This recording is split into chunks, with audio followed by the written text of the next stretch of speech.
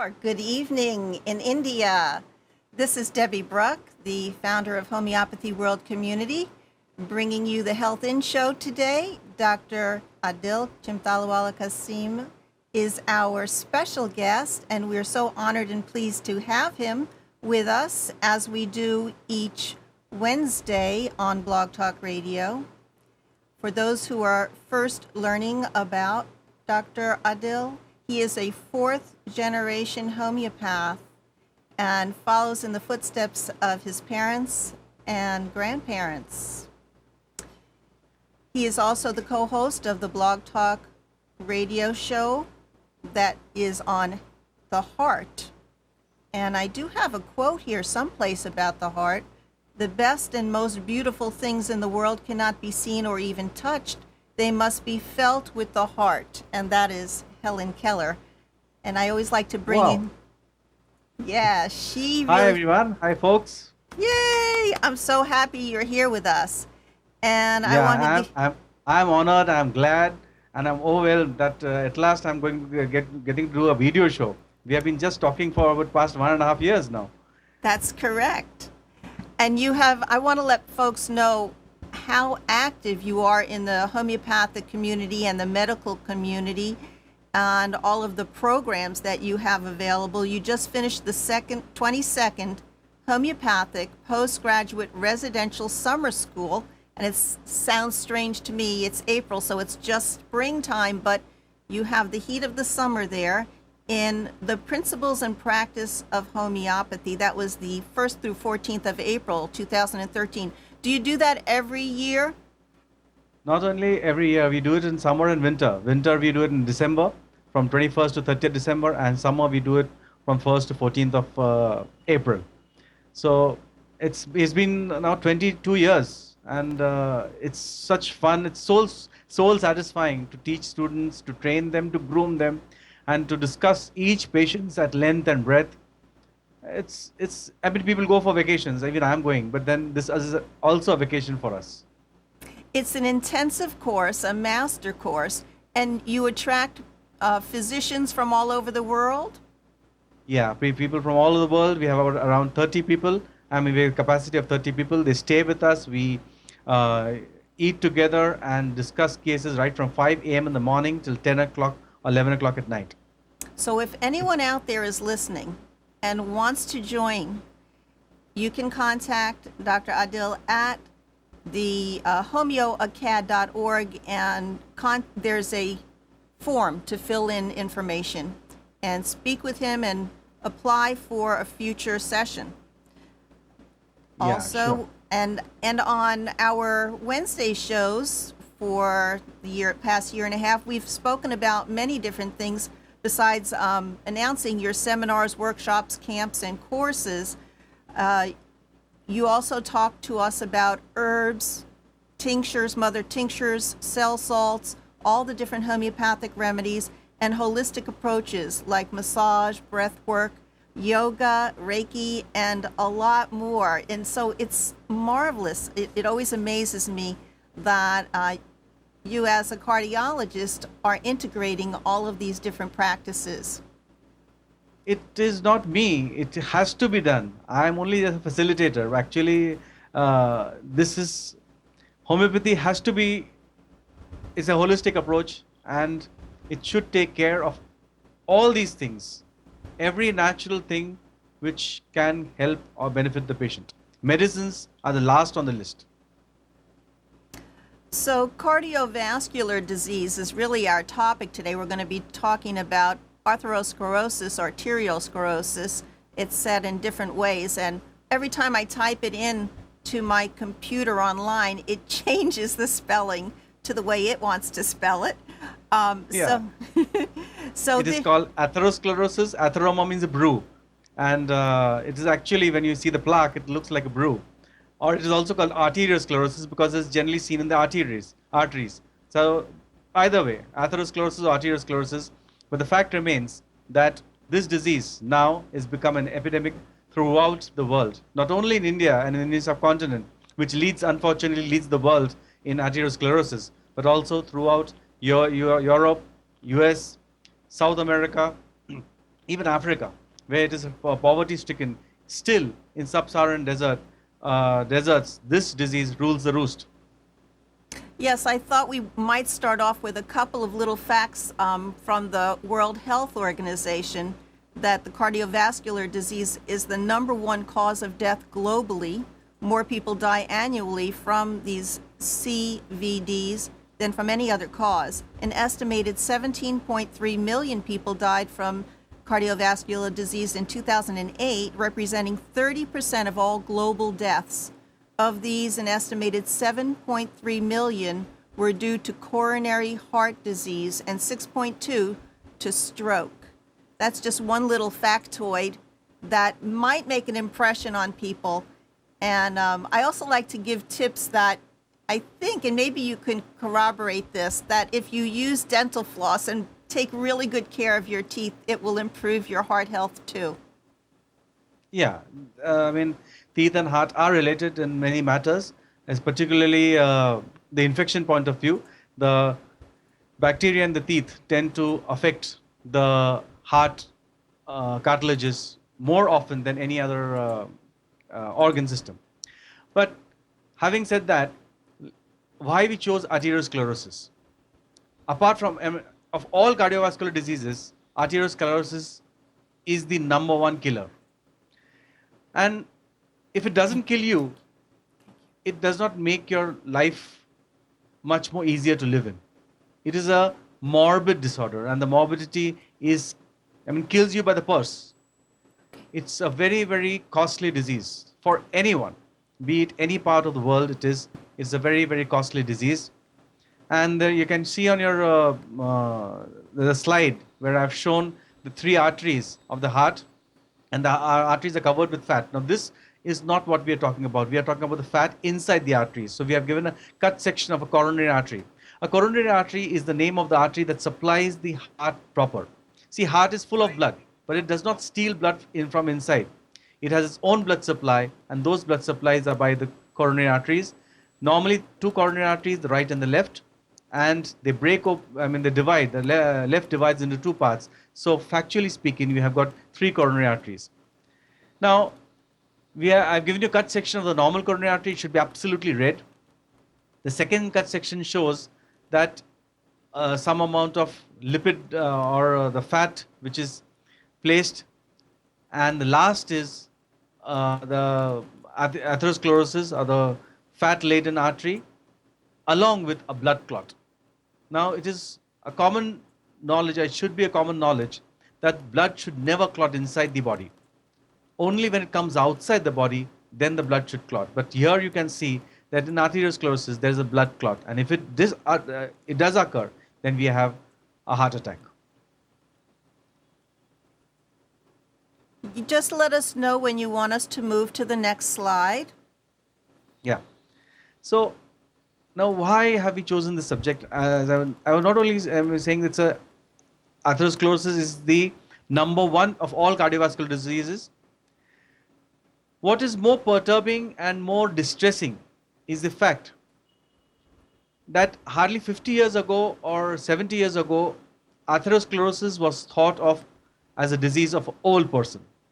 You are 75 years, 80 years, and you have lived your life, you get a heart attack, and you pass off.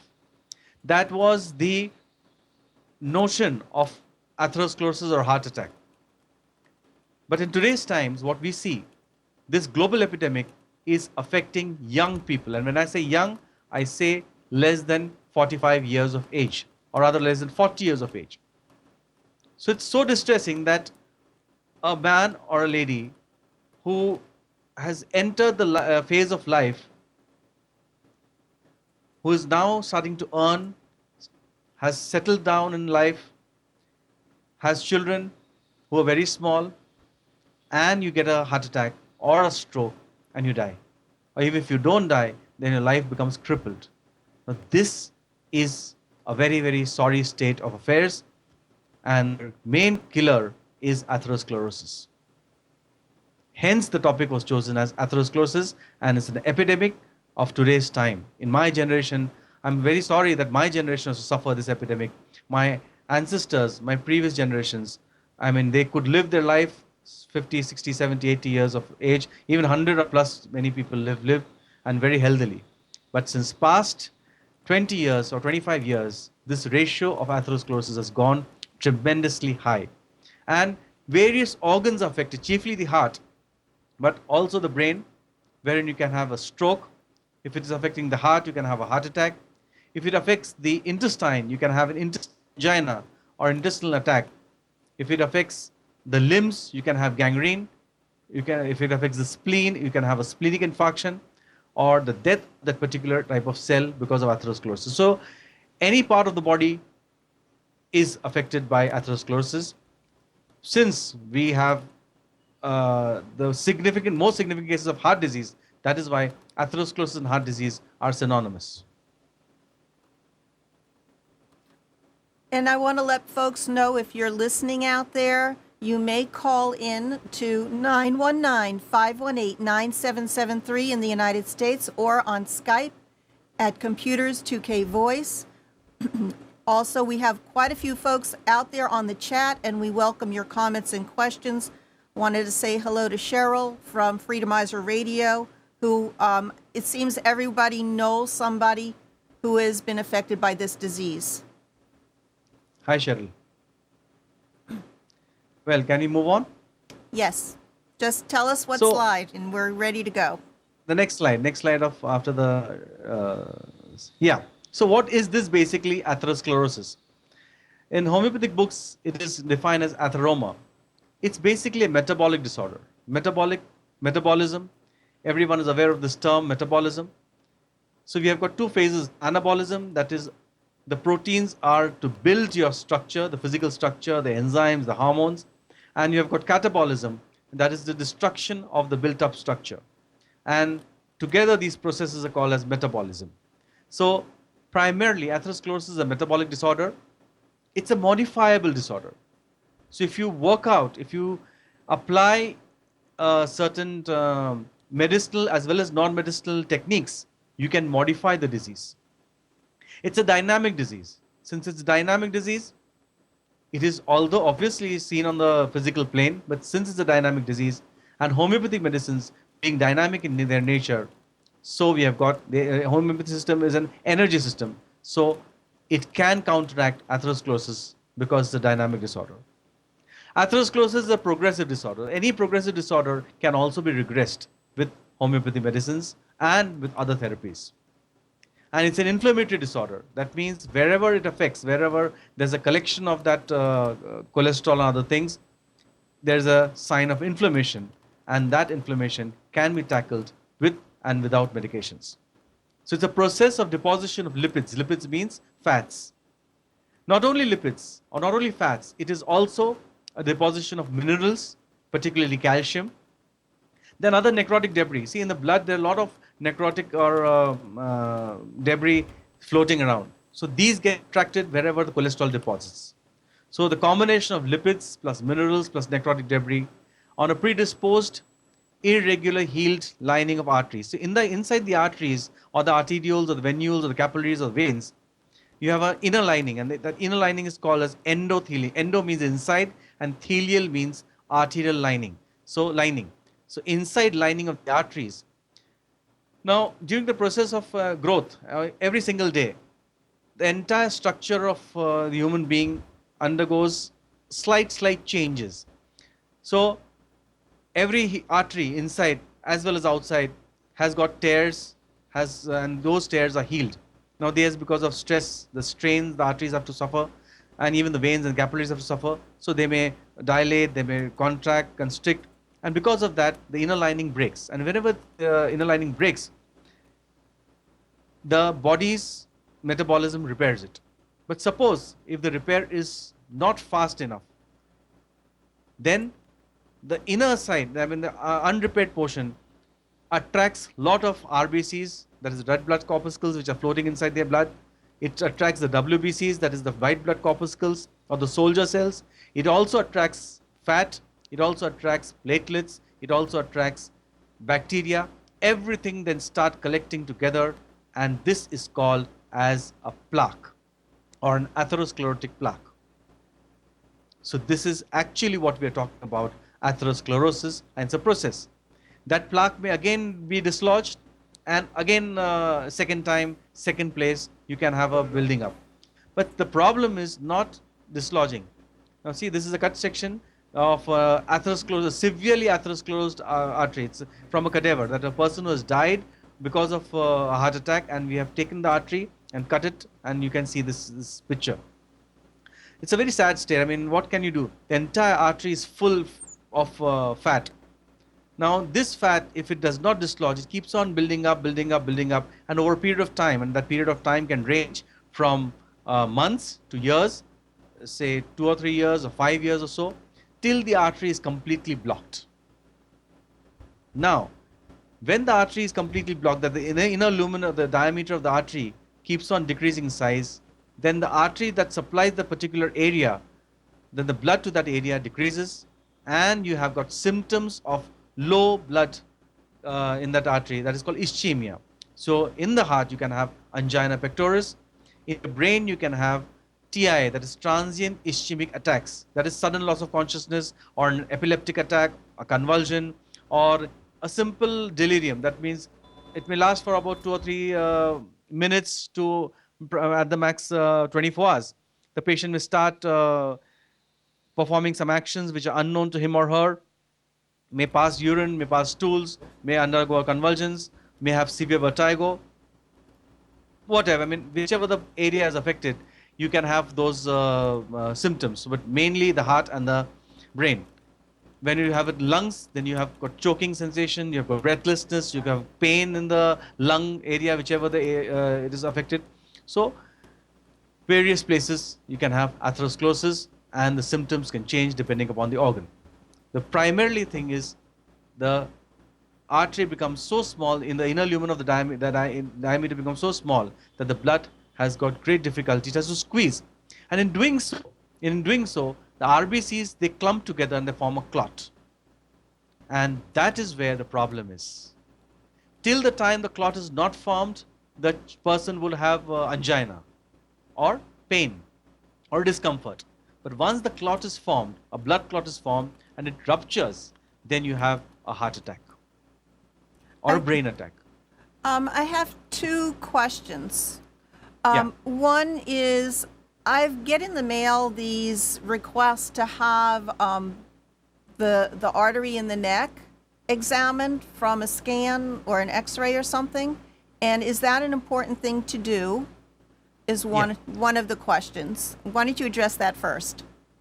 Yeah, see, like the coronary arteries which supply the heart, the entire brain is supplied directly from the heart to the brain. There are 2 arteries which go via the neck, and those arteries are called carotid arteries. They are the lifelines of the brain.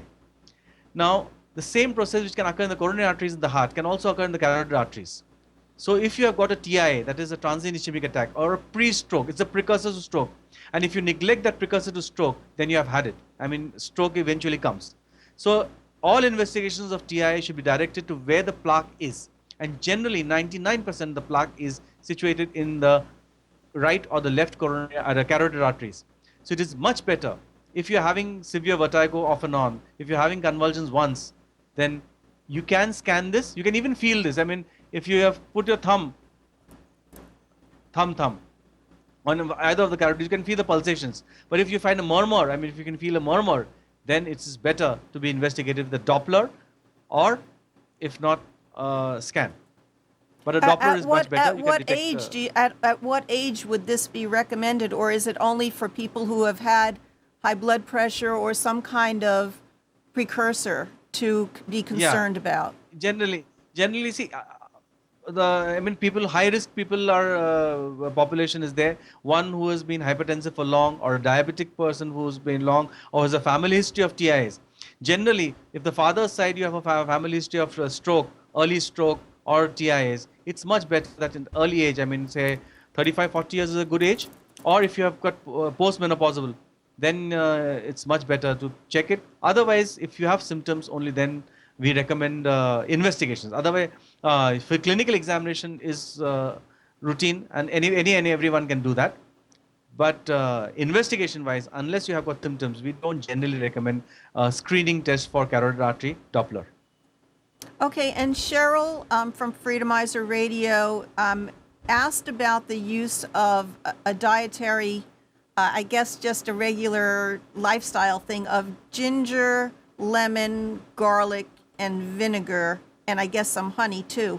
And I mean, it seems like that might be help for cleaning out, but you have to do a lot more than that. What do you say about that? Interesting. I was going to come, the last slides of my show.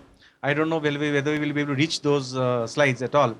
But since you have raised this question, Cheryl, in India, we routinely follow this. This prescription is not a new prescription for us.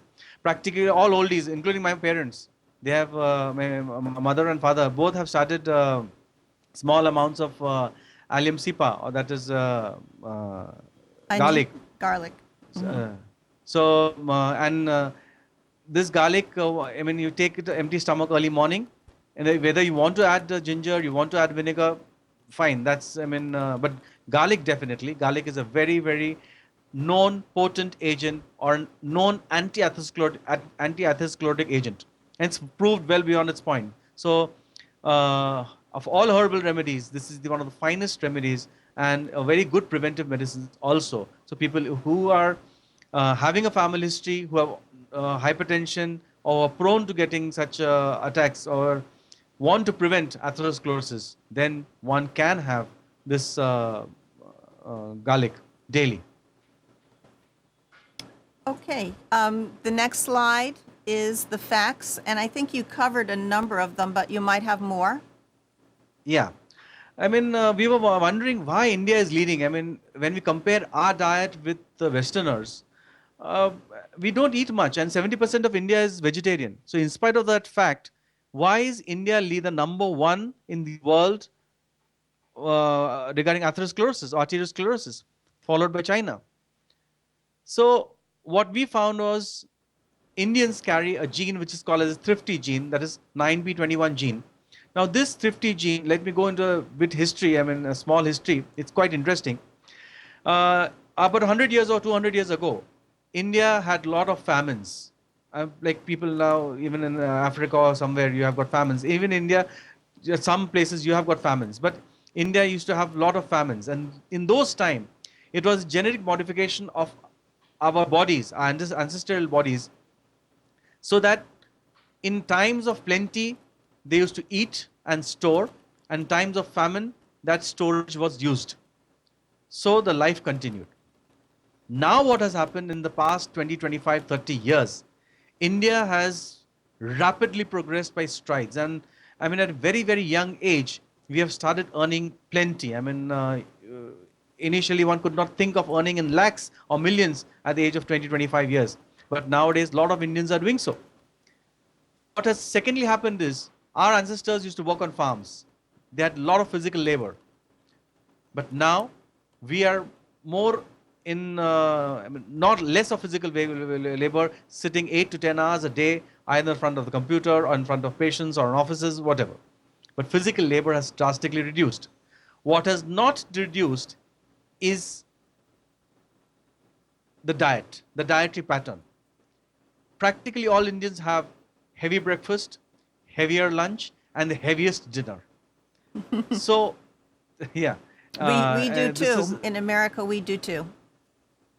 And what has happened is, because of this gene, we tend to keep on conserving our lipids and cholesterol. So, by look-wise, if you compare an Indian or with a European with an American, the Indians look very lean, but we are lean obese, which is called, the word is used, lean obese. That means we are very obese inside, but look lean. The look-wise is lean. So this was the reason why atherosclerosis is not only predominant in Indians and Indian subcontinent, Pakistan, Sri Lanka, Nepal, and the NRIs, that is the non-resident Indians residing all over the globe. So that's the reason why. So it's almost like it's hidden inside the body. If the arteries are lined with the fat or the plaque or all of these minerals and things that clog up the vessels so that there's no flow of the circulation of blood. It's No, what is inside. problem? It's No, no, no. inside. Yeah, what is inside is, see, the fat. Suppose if I eat 1 ounce of fat or 1 gram of fat, it is stored in the liver. The liver is the place or the reservoir. Now, suppose if my reservoir does not store it properly and keeps on pushing it into the bloodstream, then the cholesterol flows free, and now it has chance to stick inside the unrepaired portion of the arteries. Suppose if my liver has the power to keep the reservoir intact, and whenever the body wants it, that much amount is taken in the bloodstream, rest is stored back.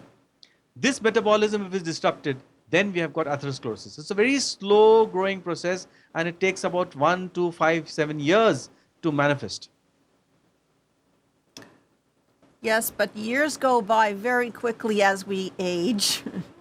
Yeah. Let's move Next on. Next slide slide. is quite interesting. Yep. Okay. More than sickness evolution, I would want to talk about factors. Certain factors about, is it there? Next. Next. No. Did I miss a slide? Yeah. This is the fact. Yeah. Why? What one should do, why this slide is important is because it shows us the reason why this atherosclerosis is there, and then what should we do. So non-medicinal reasons, if you don't take cognizance of this slide, then we have had it.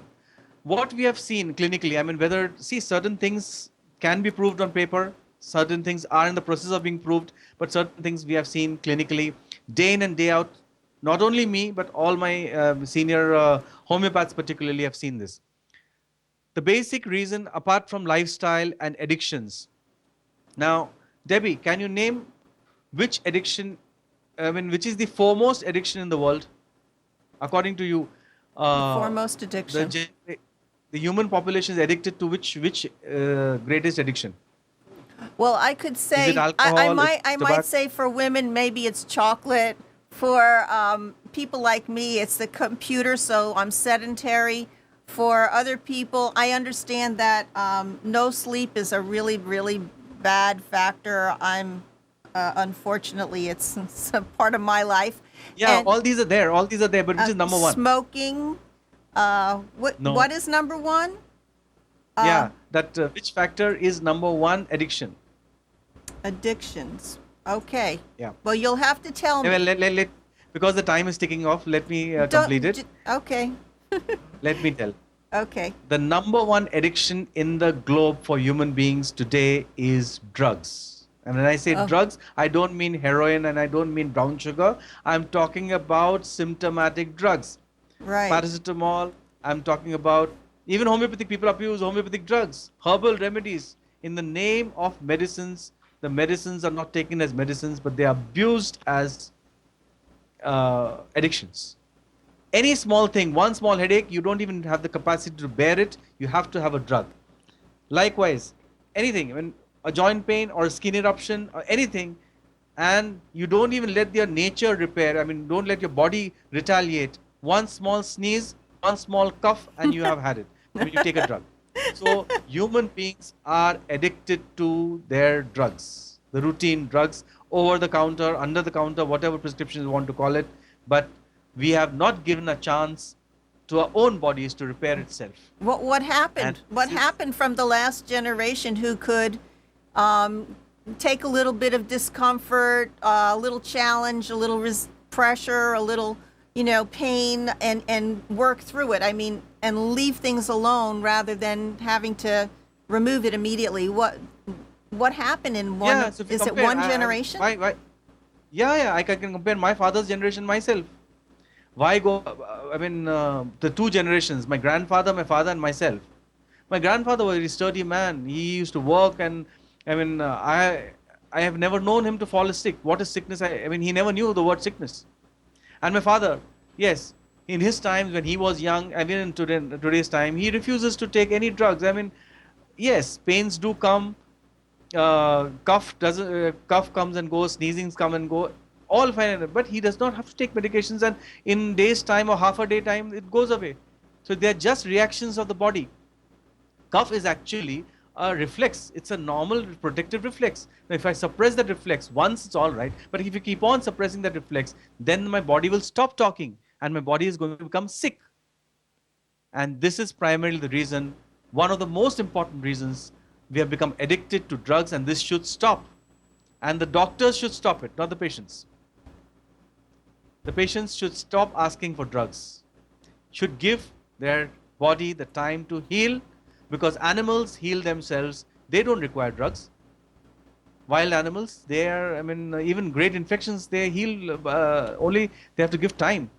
So addiction is an important factor for the predisposing factor for atherosclerosis. That's what we have come to the conclusion. Same way we is about vaccinations. Hardly 25, 30 or 40 years ago, we did not have vaccinations, or we had hardly 1 or 2 vaccinations, and now we have got 17 to 25, 18 vaccinations in India. Now, Modi vaccinations, what we have seen, in spite of making us immune in general, it's making us immune to only one particular disease, but is making us susceptible to such metabolic disorders. Now, if you ask me proof, well, it is clinically what we have seen over a period of time. Homeopaths would be able to give you proof also of that, of what I am saying. But this is a general observation throughout the country. At least in India, we have seen that more than the amount of vaccinations, for all specific diseases, if you keep on taking vaccinations, more and more susceptible you are to autoimmune disorders, to atherosclerotic disorders, to hormonal problems. Very early in life, you get diseases which we are supposed to get very late in life. That is our thinking. Whether people may agree, may not agree. Then you have got suppressions. Initially, say about 50, 60 years ago, people were more open.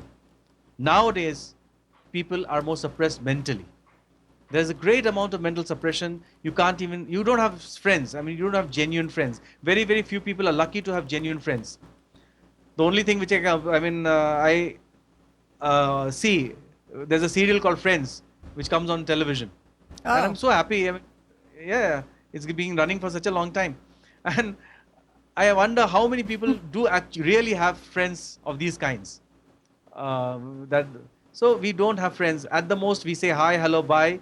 And at the most, we chat on WhatsApp, or we can chat on Facebook or Skype. But you don't pour your heart out. When you require a friend, you have hardly a friend. You have got computers, you've got gadgets, but no friends. And in this friendless world, we have created a collar, around ourselves, and we don't speak out. And that is why we keep on suppressing for days, years, months, and then we suffer. An atherosclerotic or any metabolic disorder is a result of such prolonged suppressions. One of the things that I tell people to do is journal, so that even if they don't feel like... Say, how correct. It's absolutely, I make it mandatory for all my patients who enter my clinic to write journals.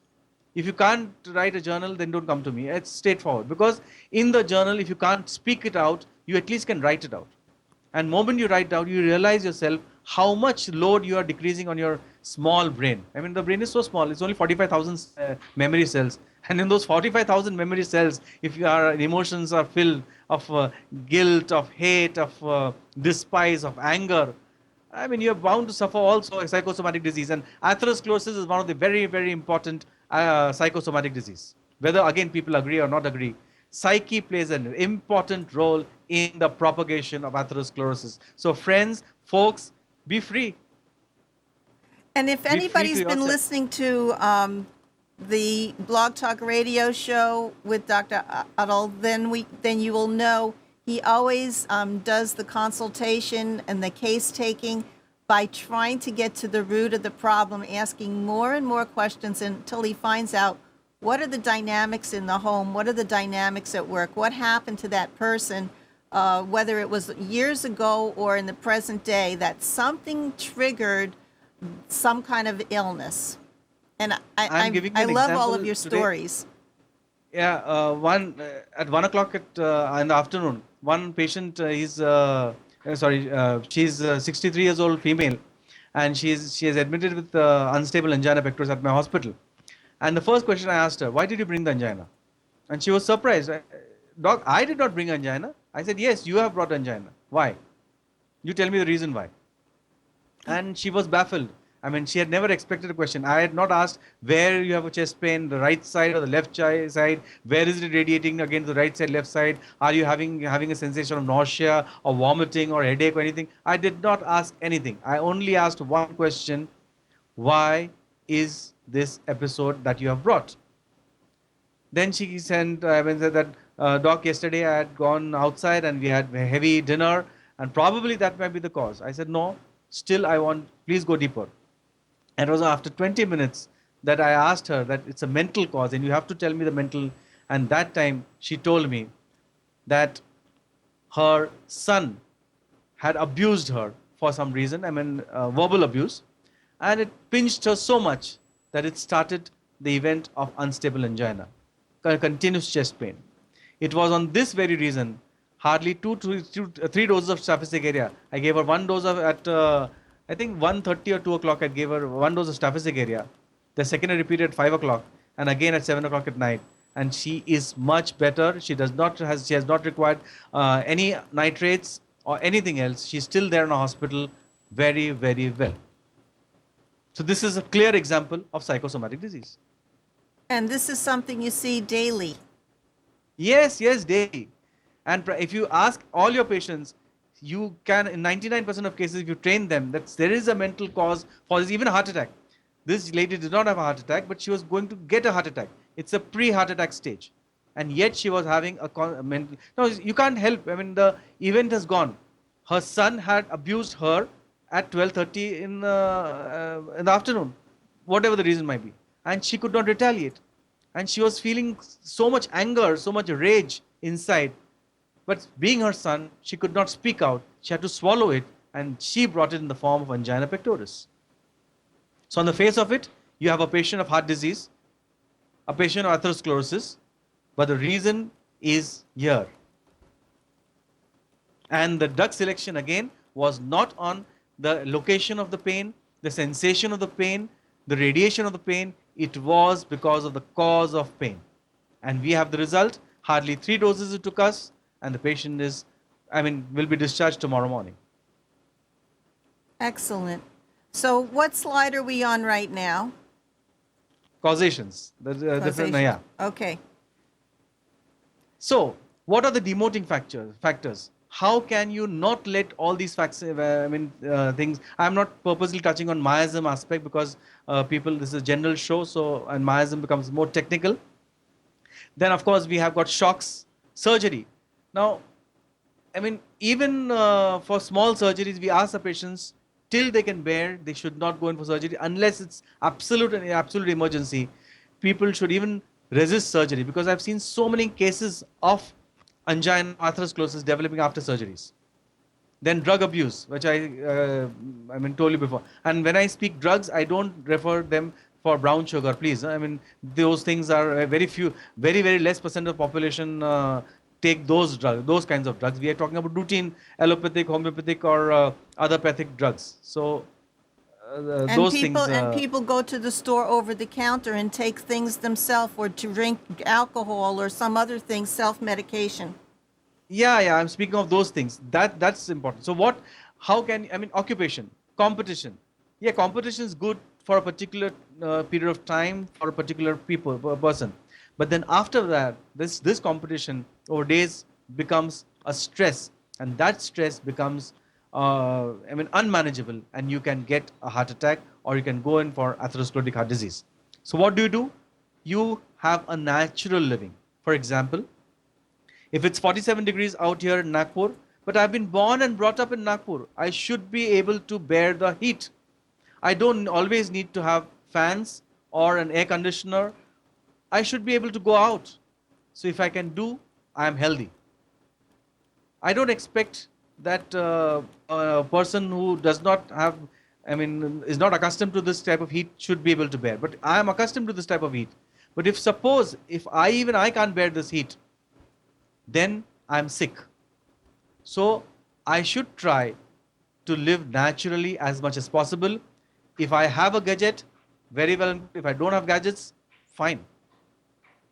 So that's if important, if it's very, very hot, it's almost like how animals in the wild would cool off. They would Yeah, same have a way. Same way. siesta. They would go into the shade. They would, find Exactly. wind. Yeah. Develop your body, develop the resistance of your body, let the body face that natural heat or natural calamity. I Okay. don't say every time, but yes, most of the times. Yes, human beings have evolved, but at the same time, you should not lose the touch of nature. If you lose, then you're sick. If you can still resist, balance between the two, the modern appliances as well as the natural environmental conditions, then I think if it's a harmony there, then you are normal, you will remain normal, and you will prevent atherosclerosis to come. I noticed when I put up a video of in the interior hospital in India, there were no air conditioning. It was just like the whole ceiling was filled with fans. Yeah, only fans. We don't have air conditioners. You're lucky if you have an air conditioner. People call you very rich if you have an air conditioner. Only rich people can afford air conditioners. So Even if you, it makes us weaker, doesn't it? well, sort of. If you're accustomed to air conditioning, you can't just go out. At 2 o'clock in the afternoon, it's 47, 49 degrees, and if you've just come out of the air condition, then the body has to adjust too great. And that is the reason why we get sunstrokes here. So it's better not to let the body overcool itself, to remain cool but not overcool, just like as animals would do. And then you are healthy. Then nothing happens to you. Secondly, what we have thing is, as modernization has increased, so have our spiritual virtues decreased. There has been a great decline in the spiritual virtues, and that's a very sad state of affairs. Yes, we pray. Many of us pray, but I don't know how many people really pray. While we are praying, we just ask for things. I want to. Hopefully my patients come more. I'm keeping asking the higher entity. I'm not going with the flow. I'm not saying thank you. I'm not saying, God, I've got so much. Thank you so much. I'm so lucky. Even if I say this, the next sentence would be, I would ask for something. Thank you very much for giving me a lovely life. I'm a very famous doctor. Thank you very much for that. But second, please make me more famous. Please make me, give me more money. That's the second question. So that is not spirituality. That is not, what should be. So there has to be a spiritual attainment, a sense of well-being. All those things which our ancestors have really strived for. Salvation. So I think if that theory comes on a smaller entity, and that can be achieved at any age. It does not, you need not grow always old and retired and then keep on achieving salvation. No. Even with small, at this age also, I should try and be more spiritually oriented. If I am, then I'll be free of all these psychosomatic diseases, because spirituality leads us closer to nature. And Finding our mission. Finding Yeah, our exactly. mission and finding our mission and ways that we can serve humanity. And we really need to do a lot to improve this planet. Yeah. And the last thing is exercises. Both mental and physical exercises. People, whenever I talk about exercises, they keep on saying, Doc, the entire day I'm keeping on moving. I have to go from one place to another. That is not exercise. Exercise, in my previous shows, I have talked about exercises and how they have to do. And even we have got lots of slides about exercises.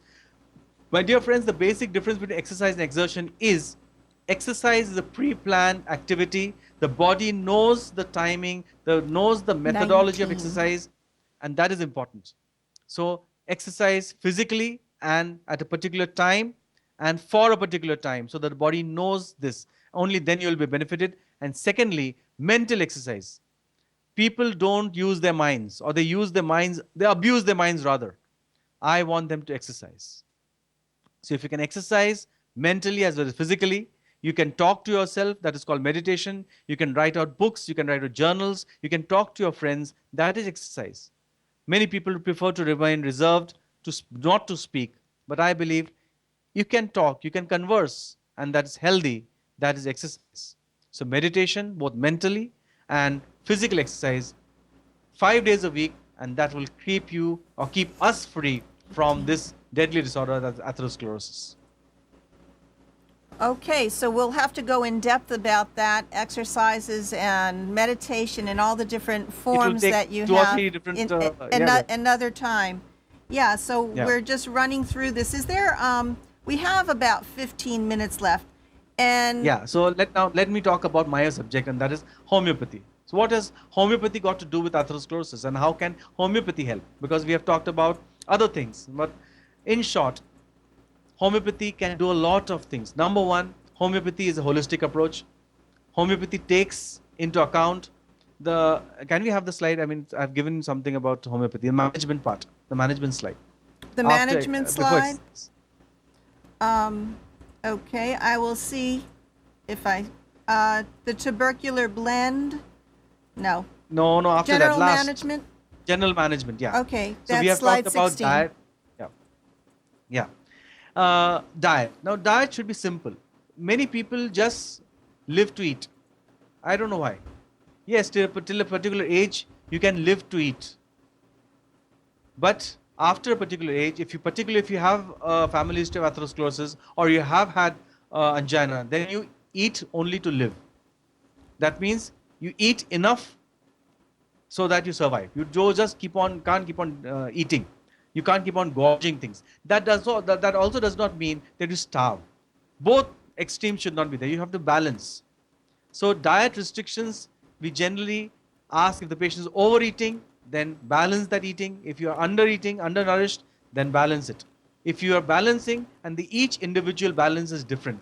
It goes according to his or taste, the taboos, the culture, the body type, and the requirement of depending upon the work one is performing. Then the patient compliance. There are hundreds and thousands of diet plannings and patient charts. But what doctors don't realize is my patient compliant to that diet? So I have to keep on, after 3 months, 2 months, 5 months, I have to keep on calling them and ask them whether they have followed this diet chart. In our clinics, we give blood group diets.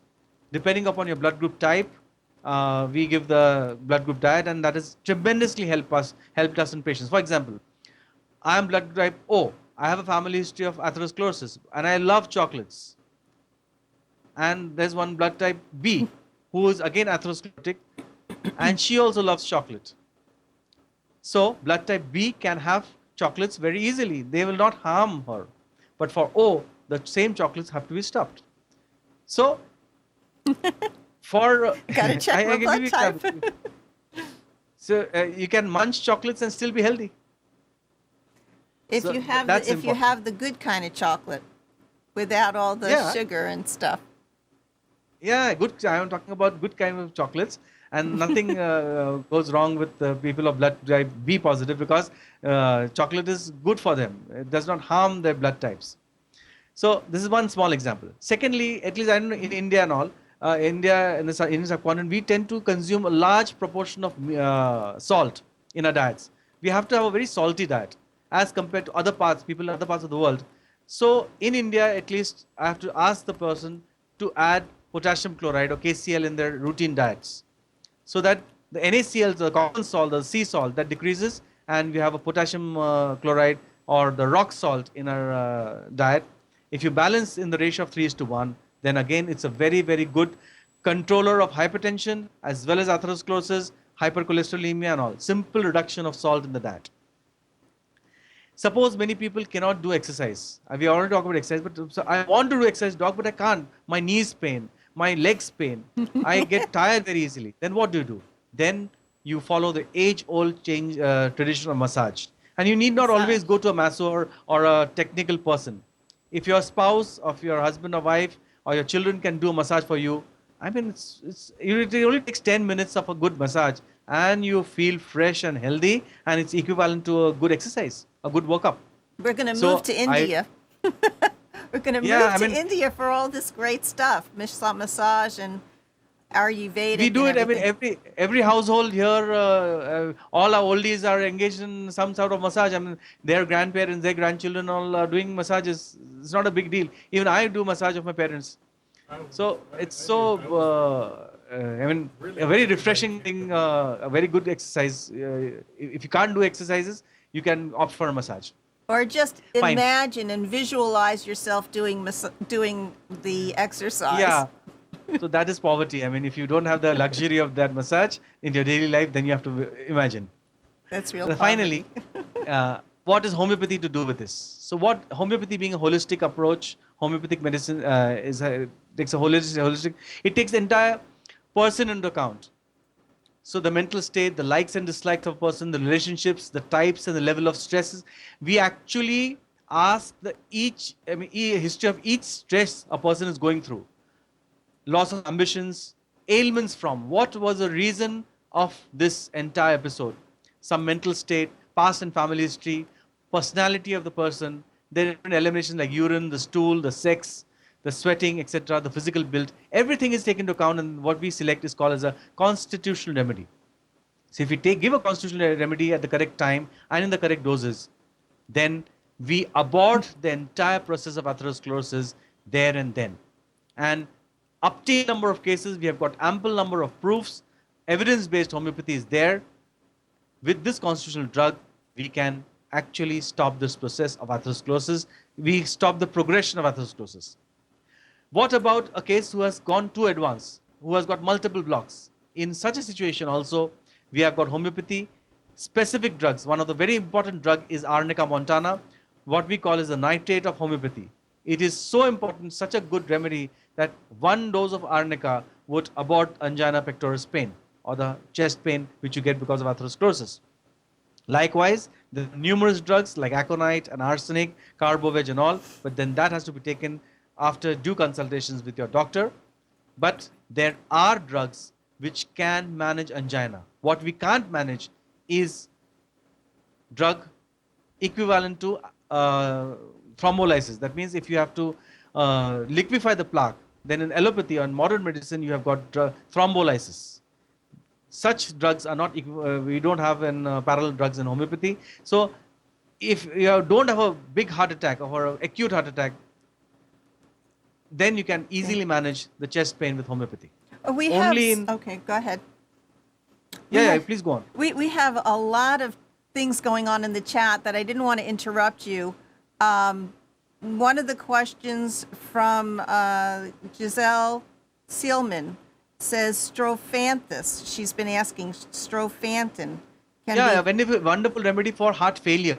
If the heart, because of atherosclerosis, if the heart's, the normal functioning of the heart, the pumping capacity is 80% plus. Suppose it decreases to 30% or less, then strophanthus is the drug of choice. It is generally to be taken in tincture form, 10 to 12 drops daily, and it produces a marvelous effect. Hardly in 3 or 4 months, the pumping capacity increases to by 10 to 11%, and that's significant. It's very, very good. So strophanthus is a wonderful remedy for heart failure. And Dr. Rob wants to know about the quantity and the type of salt that would be helpful or harmful to those who might have a propensity to heart disease. Well, the quantity is totally, how much quantity are you taking as of now? It's quite individualized. So, if you 1 gram of salt full day, it's too much.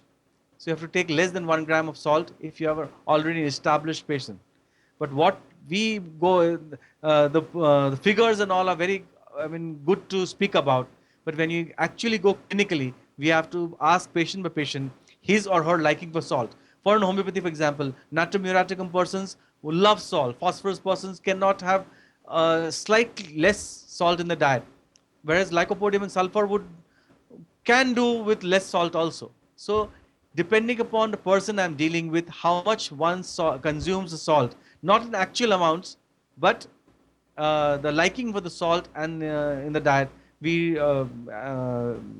so let's not go about giving numbers. Let's not treat pages or the numbers. Let's treat persons individually. How much of the salt they're taking, reduce it as much as possible. That's it. And people must realize that there's a lot of salt within their food that they're taking, not just the kind that they sprinkle on top or use in their exactly. cooking. Yeah, that's what we have to explain to the patient. Already you have got salt in your diet. Why are you adding extra? The extra adding is only for your taste, for your palate. So if you can restrict your palate, if you can have the willpower to restrict it, I mean, atherosclerosis decreases, hypertension decreases. Okay. Any other questions? Lovely questions. Dr. Bhushan, Kul Bhushan, maybe you know him. Kulbhushan, He asked Amritsar. He asked about Crataegus mother tincture, and he has found that to be a wonderful medicine. I want to remind everyone that these shows are purely educational and informative. If you need any medical assistance, please see your healthcare provider. Yeah, Dr. Kulbhushan is quite right. Crataegus is a wonderful remedy for atherosclerotic heart disease, but it is specifically important for atherosclerotic diseases causing disturbances in rhythm. For example, if my heart goes lup, dup, lup, dup, lup, dup, this is normal. But if it is going lup, stopping for some time, then dup, dup, dup, dup, then lup, then that is the rhythm is haywire. In such situation, you would like to use Crataegus. And I would rather advocate Crataegus in potency than tincture form. You prefer it in potency rather than tincture. Yeah, it's a I very know good that drug people think about Crataegus just as a heart support, just in general. That is wrong. That is Okay, wrong. thank People you. they're actually abusing the beauty of this drug. This is such a wonderful drug, and that has been abused because of this layman theory. I should strongly advocate not to use Crataegus as for preventive of heart disease or something like this.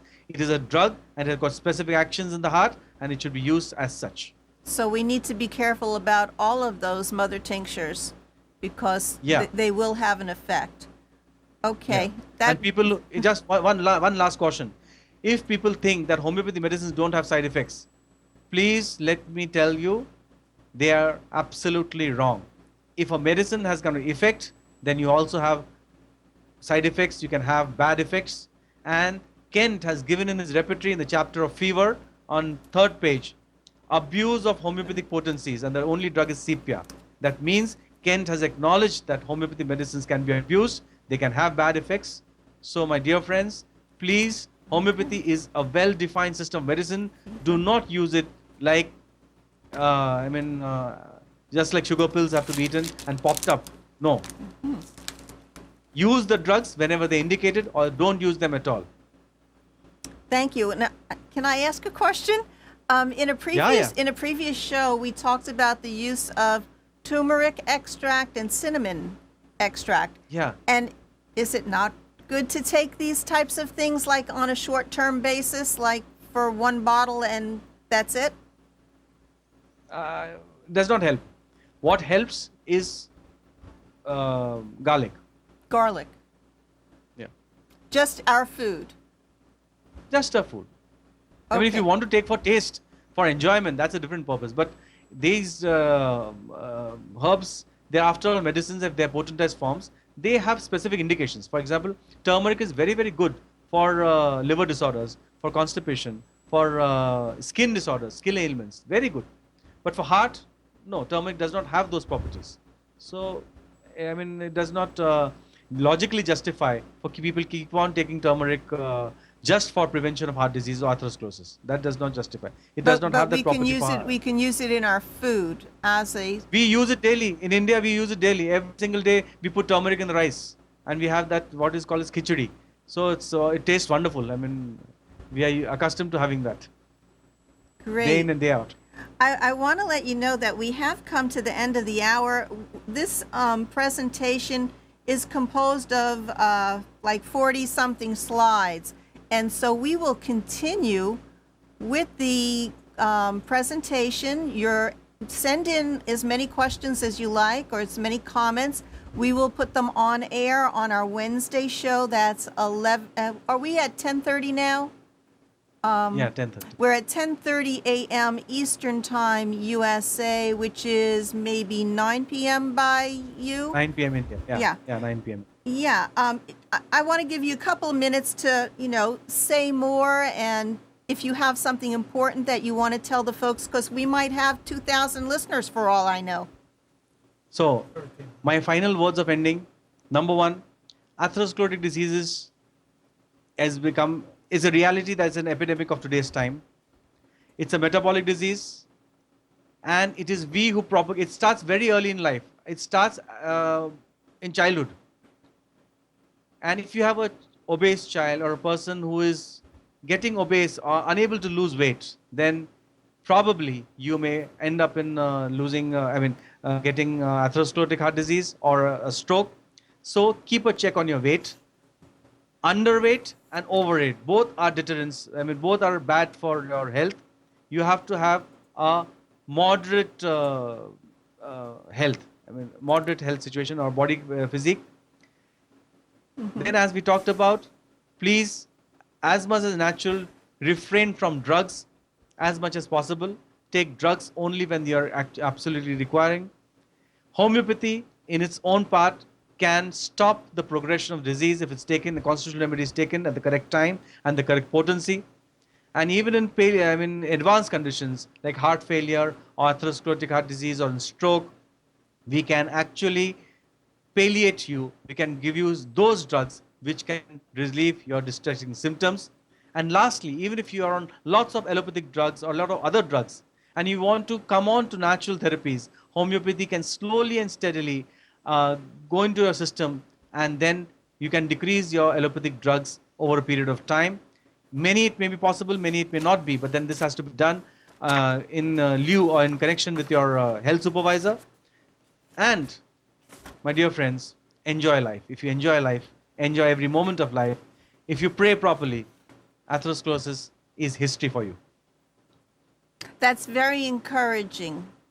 So we have to take personal power, personal responsibility for how we how we think and the affirmations we give ourselves and how we want to go on with our lives. I want to give credit to Dr. Samuel Hahnemann in the Organon of Medicine and read just the very first aphorism: the physician's highest calling, his only calling, is to make sick people healthy, to heal, as it is termed. And what you have done is encouraged people, motivated people to improve their health by the steps that they take in their daily life.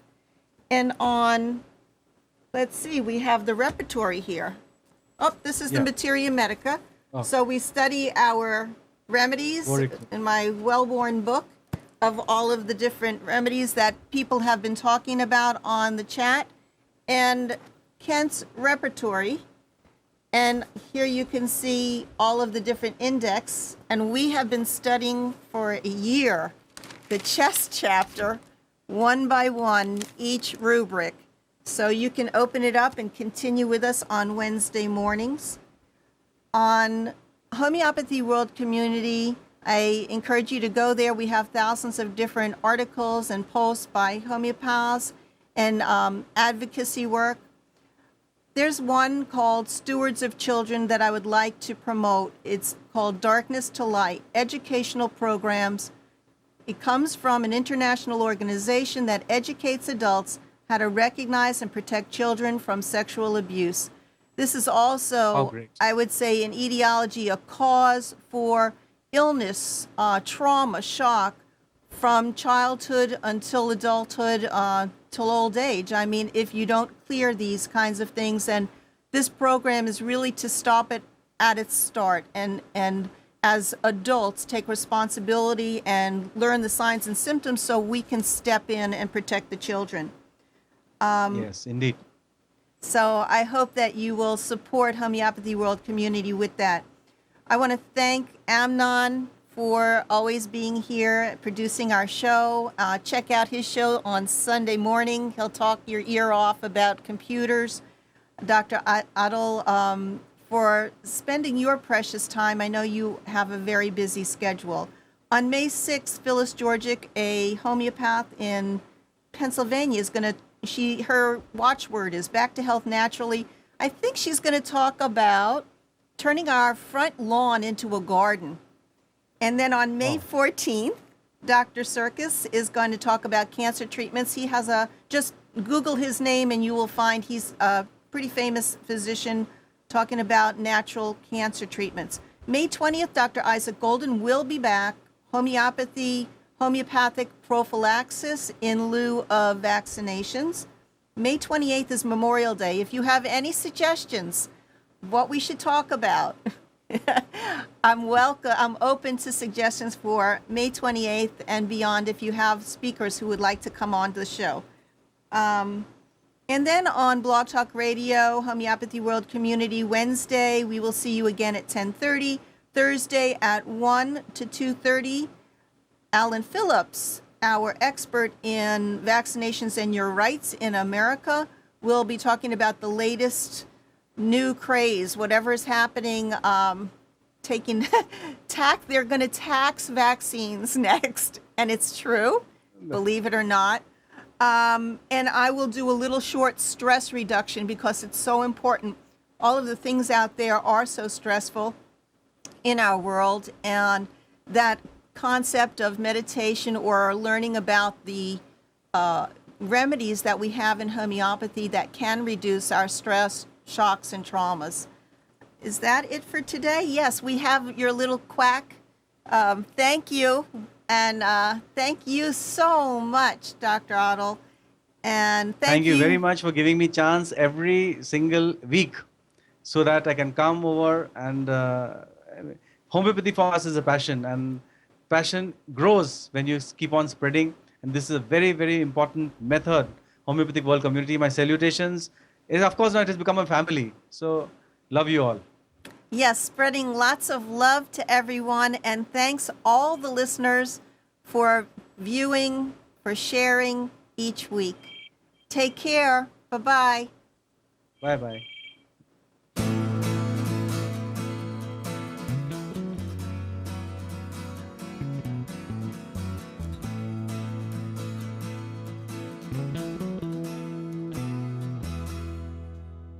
You are tuned to the Nissan Communications Network. Our weekly lineup of call-in programs includes Computers 2K Now with Amnon Nissan, Sundays 9 a.m. till noon. Carrie's Psychic Cafe with Carrie Silkowski, Sundays 8 till 9 p.m. Health In with Debbie Bruck, Mondays 11 a.m. till noon. Breaking Free with Marilyn Shannon, Mondays 8 till 9 p.m. One Chic Mama with Mary Michelle, Wednesdays 4 till 5 p.m. Reawaken Your Brilliance with Julie Seibert, Wednesdays 9 till 10 p.m. And if you tuned in too late, you can always watch each program in its entirety or download an MP3 audio file of it at www.nissancommunications.com. Sponsored by ThatVidBlasterGuy.com, CarolinaApparel.com, and DeltaForce.net.